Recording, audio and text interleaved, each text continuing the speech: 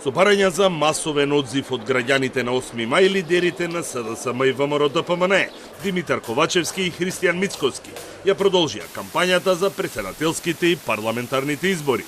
Ковачевски ја побара поддршката за, како што кажа, да се продолжи европскиот пат и да не се врателе црните времиња, а Мицкоски за да ја завери победата и да ги освои посакуваните 61 пратеник во собранието.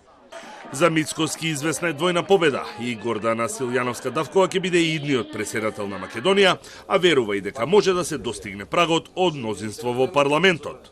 Мислам дека и на вас и на сите им е јасно дека ВМРО-ДПМН новија избори е блиску до мнозинство во парламентот и не би се изненадил ако имаме 61 пратеник во македонскиот парламент. За мене неуспехот не е неуспех, за мене е успех пред се она кое што се случи во првиот круг.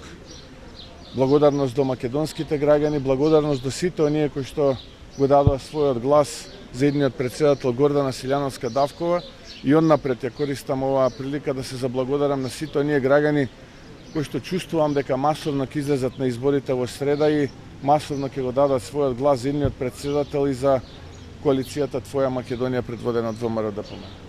Ковачевски вчера од Кичево ги повика граѓаните на масовен одзив и да не гласаат против, туку за, бидејќи станува збор за иднината на државата и просперитетна и европска иднина. Во своето обраќање тој ги карактеризираше ВМРО-ДПМН како кочничари и нагласи дека доколку десницата победи на изборите, очекува период на поделби, репресии и изолација како во времето кога лидер на партијата и премиер беше Никола Груевски.